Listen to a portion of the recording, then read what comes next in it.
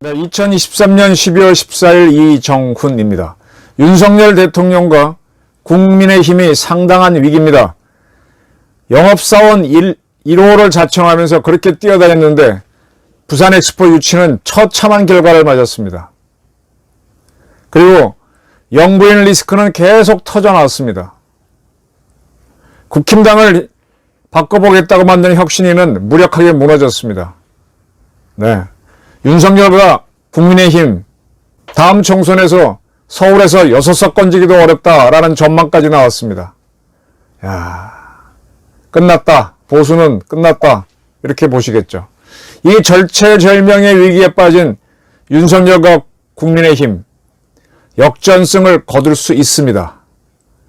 물론 이거는 제가 생각하는 방법이고 제가 상상으로 풀어낸 겁니다. 틀릴 수도 있고 맞을 수도 있습니다. 한번 참고해 보시기 바랍니다. 12월 14일 오늘입니다. 오늘 민주당에서 이재명 대표가 불참한 가운데 의원총회가 열렸습니다. 김민석 의원이 지금 신당을 만들겠다고 한 이낙연 전 대표를 사꾸라라고 공격한 적이 있었죠. 그것이 핵심 주제가 되면서 비명계인 오영환 의원은 이번 총선에 나오지 않겠다 그랬습니다. 그가 이렇게 얘기했습니다. 원칙과 상식은 민주당에서 비주류계 의원 모임이죠. 원칙과 상식이든 이낙연 대표의 행보든 당에 대해 문제의식을 갖고 목소리를 내는 사람들을 생각이 다르다고 배척하고 비난하는 게 옳으냐? 원칙과 상식처럼 비주류가 내지르는 소리, 또 이낙연 대표가 내지르는 소리를 배척하는 게, 비난하는 게 옳으냐라고 한 다음에 수박이 뭔지 아시죠? 수박을 넘어서 협작, 사쿠라 같은 폭력적 언어로 소수 의견을 내몰고 있다. 이건 진짜 문제 아니냐라고 했더니 김민석 의원은 서울대학교 학생회장 지낸 사람이죠. 상당히 미남자고. 뭐라 그랬느냐? 이낙연 신당은 원칙과 정체성의 일탈이어서 사쿠라 신당이라고 부른 것이다. 그것도 부족하다. 당을 깨는 행위에 대해서는 초전박살을 해야 된다. 초전박살. 야, 김민석 의원. 제 또래니까 좀 갑자기 반말이 나오는데. 인민군에 대해서, 북한에 대해서 초전박살 얘기할 수 있냐? 어떻게 자기랑 생각이 다르더라고. 그래도 한 식구였는데 아직까지는 같은 당인데 생각이 다르다고 이낙연 대표한테 초전박살이란 말을 쓰니 XX. 그리고 나서도 김민석은 이 총이 끝난 다음에 페이스북에다가 주저리 썼습니다. 뭔 얘기인가 하면 2002년 때 김대중 정부 때죠. 그래서 대통령 선거 앞두고 노무현 씨가 나왔는데 노무현 후보에 대한 지지율이 떨어지니까 이 김민석 의원이 그때는 민주당이 탈당해가지고 정몽준 의원이 주도하는 국민통합 21에 합류했습니다. 그리고 철새라는 비난을 받았었죠. 그러면서 내가 그때 그렇게 비난을 받았다. 그때 내 선택이 잘못된 거다. 그때 내가 잘못했다고 비판하는 분들은 이낙연 씨가 만들어가는 신당을 비판하고 거기에 참여하지 말라라고 주장을 했습니다. 지금 김민석 씨가 민주당을 대표하는지 어떤지 모르지만은 오직 이재명 옹립을 위해서 결사옹위하자. 인민군한테 김정은한테 초전박살이라는 용어를 절대로 쓰지 못하는 김민석은 같은 당 소속 의원이 이재명을 좋아하지 않는다라는 이유 하나만으로 그를 초전박살 내자고 하면서 이재명 옹위, 결사옹위를 외치고 있습니다. 이재명이 없는 자리에서 지독한 충성을 했군요. 자, 이렇게 하면은 이해찬 씨가 얘기한 대로 내년 4월 총선에서 200석 이상을 올릴까요? 저는 국힘당이 윤석열 정부가 막다른 골목에 빠졌다고 봤었습니다. 부산 엑스포 유치 실패를 보면서 그 엑스포 최종 결정이 나기 며칠 전에 대구에서 발행되는 매일신문에 설치는 암컷과 멍청이란 제목으로 칼럼을 썼었습니다. 설치는 암컷은 최강욱 의원이 얘기했던 거고 멍청이는 It's the economy, stupid. 이걸 토대로 최강욱 발언을 이것이 민주당이야 이 멍청아라고 했던 한동훈 장관의 발언을 인용해서 그런 제목을 뽑았고요.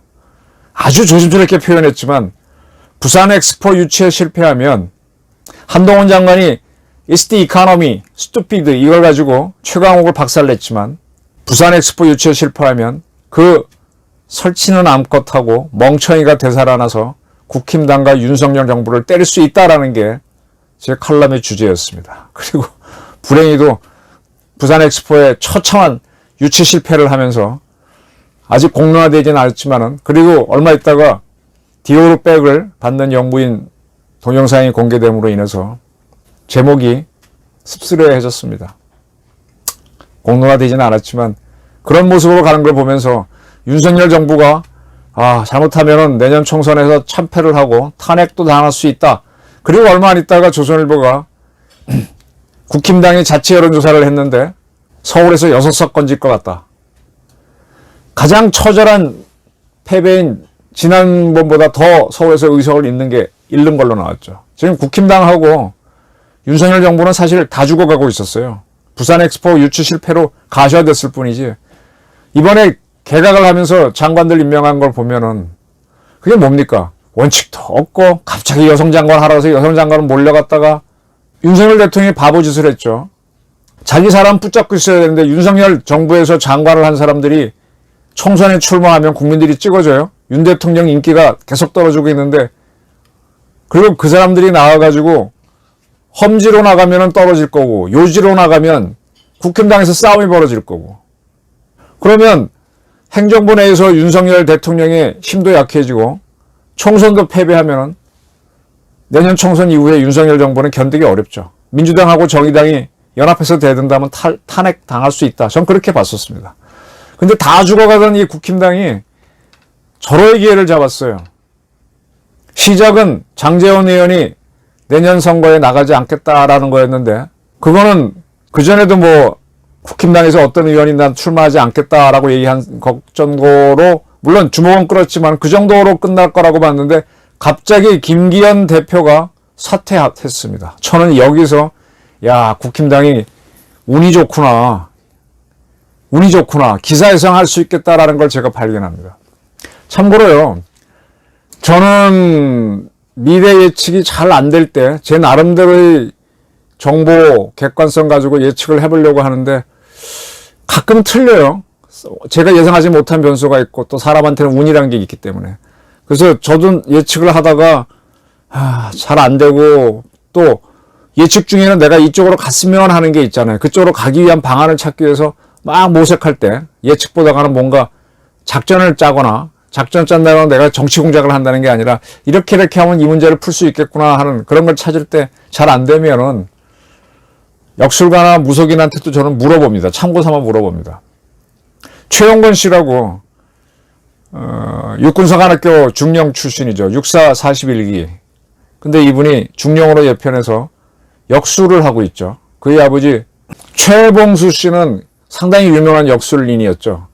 최봉수 선생은 돌아가셨는데 29년 전 제가 그분을 만나가지고 김일성이 죽느냐 그랬을 때 그분이 이렇게 저렇게 역술로 풀어갖고 원래 하는 죽는다 그랬는데 진짜로 죽었습니다. 그분의 아들입니다. 그래서 가끔 이제 제가 물어봐요. 그랬더니 그분 얘기가 뭔가 하면 글쎄 나는 뭐 세상을 그 사람 사주팔자 갖고 풀어보는 걸로 보는데 그분은 육군 중령이고 하니까 우리와 같은 일반적인 정보 상식이 있습니다. 공부를 한 사람이라는 얘기예요. 자기가 운세를 풀어보면은 해가 바뀌면 윤 대통령 운이 좋아진다. 뭐라고 예측하기는 어렵지만은 내년 총선에서 국힘당이 과반수 언저리를 건질 것이다. 넘길 수도 있고 부족할 수도 있는데 그건 정확하게 모르는데 상당히 운이 좋다. 뭔가 변화가 들어온다. 이런 얘기를 하더라고요. 그래서 내가 이분이 이제 지난번 대선 때 윤석열 후보가 위태위태하게 하다 대통령이 됐잖아요. 그 되기 전에 제가 되겠느냐? 된다 그랬고 그 다음에 위기에 처했을 때도 어떻게 할 거냐 그랬더니 그때 했던 게 나용대검, 게으른용의 칼찬 형국이라서 위기를 돌파한다 그랬습니다. 나용대검은 한동안 제가 직접 그분하고 대면에서 인터뷰한 거를 유튜브에 보냈는데 나영대금은 꽤나 회자가 됐던 말이었죠. 그 사람입니다. 그렇게 내년이 되면은 윤 대통령 운이 바뀌어서 또 국힘당이 그렇게 나쁘지는 않을 거다. 그렇다고 해서 압도적으로 이겨서 그건 아닌데 하여간 선거에서는 그렇게 처참한 피해를 안 당한다. 그렇게 얘기하더라고요. 그래서 저는 그게 뭔지 예측이 되게 안 돼서 참 그랬는데 저는 김기현 대표 사태를 보면서 아, 국힘당이 기회를 갖는구나. 이렇게 봅니다. 왜냐? 제가 보는 정치입니다. 지금 윤석열 대통령에 대한 지지율은 40%를 못 넘죠. 항상 뭐 30 몇 프로 왔다 거기서 올라가. 뭐 저한테 보내준 사람들 보게 되면 윤 대통령 지지율이 1%포인트 올라갔다. 뭐 이거 갖고 뭐 하고 이재명 떨어졌다. 이런 거 보내주고 하는데 그게 무슨 의미가 있어요. 박스권에 갇혀 있는데. 그리고 지금 차기 지도자 지지율 조사를 해보면 이재명이 항상 1등이에요. 이재명이 차기 대통령 후보로 1등이라는 얘기예요. 그리고 윤석열 대통령은 꼼짝도 못하고. 근데 이걸 가만히 보게 되면 이게 무슨 현상인가 하면 지금 윤석열에 대한 고정 지지율은 있죠. 영남이라든지 그 사람들만 버티고 있는 거예요. 나머지 사람들 합리적으로 판단할 수 있는 수도권 사람들, 서울 사람들은 에이 이렇게 보는 거죠. 물론 선거가 다가오면은 그분들도 보수면 보수, 진보면 진보면 갈라지긴 하지만 그분들이 일단 에이 하니까 보수 세력이 떨어지는 거죠. 그럼 이재명 씨는 1등은 1등인데 여기 특징은 뭐냐? 계속 하락하는 1등이라는 거야. 지금 19%로 어쨌든 차기 지도자 조사에서는 1인데 계속 뚝뚝뚝 떨어지고 있어요. 작년 9월 조사에서는 27%였는데 벌써 8%포인트가 빠졌습니다. 이재명도 하락하고 윤석열도 하락한다는 겁니다. 자, 이 하락하는 두 사람이 총선을 이끌면요. 참 재미없는 선거가 됩니다. 그래서 이 윤석열과 이재명을 빠뜨리고 선거를 치러야만 이번 총선이 재미가 있어지고 그런 선택을 잘하는 당이 저는 이길 거라고 봅니다. 윤석열 대통령이 이번에 개각을 하면서 참 실망스러운 그 사람들이 나쁘다는 게 아니라 원칙도 없고 뭐도 없고 그리고 자기 장관들을 왜 총선에 내보내면 그 청와대 용산의 의지라고 보이죠. 그 사람들 요직에 보내면 국힘당 쪼개질 거고 험지에 보내면 떨어질 거고 왜 그런 자기 권력은 약해져 왜 그러냐 이거예요. 참 못한다 그랬었는데 김기현 대표가 그러니까 이제 박스권에 갇히는데 김기현 대표가 본인이 사퇴함으로 인해서 지금 국힘당에서는 비대위를 만들자는 얘기가 나옵니다. 지금 윤재옥 원내대표가 어쩌고저쩌고 끌고 있는데 어떻게 만드느냐 1인 비대위를 만든다. 이게 이제 김종인 씨가 그 전에 국힘당 전에 뭐 한나라당인가에 그 비대위원장 하면서 큰 승리를 만드는 것처럼 그렇게 하겠다는 쪽으로 갑니다. 이렇게 되게 되면은 윤석열 대통령과 윤핵관 국힘당의 실력자들이 영향력을 발휘하지 못하게 되죠. 그러면 내가 이렇게 해보겠다고 하는 사람들이 나오기 시작하면서 새로운 정치가 제시가 됩니다. 지금 보도를 보게 되면은 비대위원장 후보로서 원희룡, 그 다음에 한동훈, 김한길 이런 사람이 나옵니다. 그런 사람이 전권을 쥐고 1인 비대위에는 정권을 짚는 겁니다. 그래서 막 이렇게 하다 보면 자기가 지지를 받으려면 권위주의로 하면 안 되고 원하는 대로 당원과 국민이 원하는 대로 해주다 보면은 인재가 나올 수 있죠. 능력이 되는 거죠. 윤석열 체제로 가게 되면 윤석열한테 충성을 바칠 것 같은 사람만 당을 이끄니까 답답하고 이게 지지율 떨어지는 겁니다. 근데 지금 국힘당이 묘하게 김기현 씨, 윤석열 측근이라고 하는 사람이 이준석을 만나고 탁 나가버렸어요. 거기에 대해서 이준석 씨는 김기현 씨가 고생했는데 아무도 고생했단 말 안 한다. 나라도 하겠다고 야지를 놓긴 했지만 어쨌든 이준석을 포함해서 많은 사람들이 비대위를 만들게 되면 거기서 열린 공간에서 경쟁할 수 있게 됩니다. 그러면 정 떨어져 하는 국힘당과 국힘당을 다시 보게 되는 거죠. 기대를 하는 거죠, 사람들이. 나중에 혹시나 하고 갔다가 또 역시나 하고 오는 한이 있다도 쳐다보게 된다는 겁니다. 자, 반대로 민주당은 지금 이재명 씨가 자기 살려고 해서 단식도 가짜 단식도 하고 지금 재판도 받고 있고 지금 법카에다가 허위 증언 강요 이런 사건으로 거의 유죄가 확실한 걸로 몰리고 있잖아요.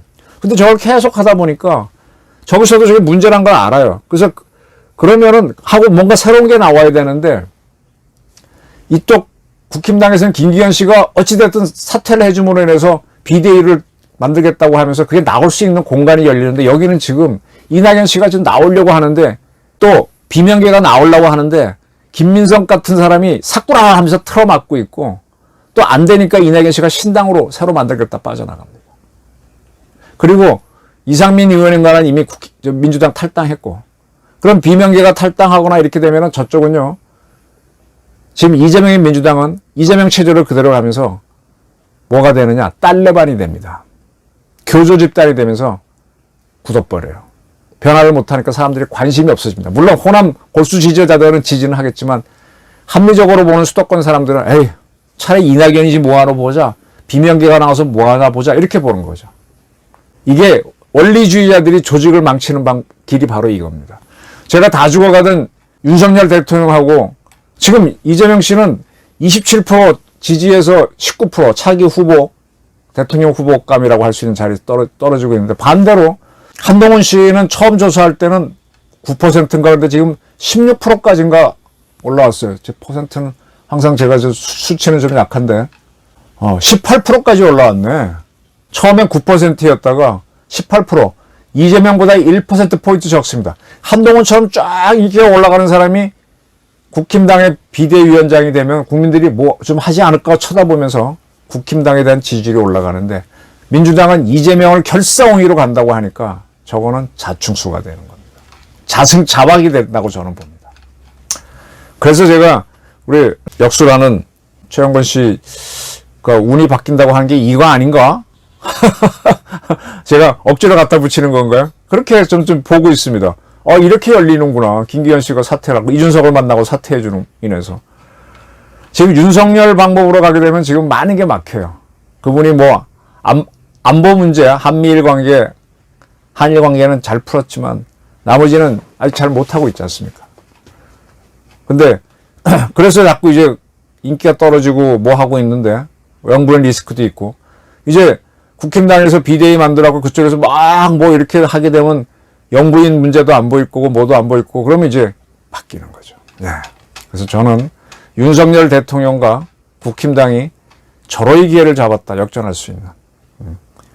김기현 사태가 죽어가던 윤석열 국힘의 기회를 가져왔고 이재명 결사옹위 이낙연은 사꾸라 외치는 민주당은 자승자박으로 간다. 이게 내년 총선을 보는 하나의 중요한 포인트다. 이렇게 말씀드리겠습니다. 감사합니다.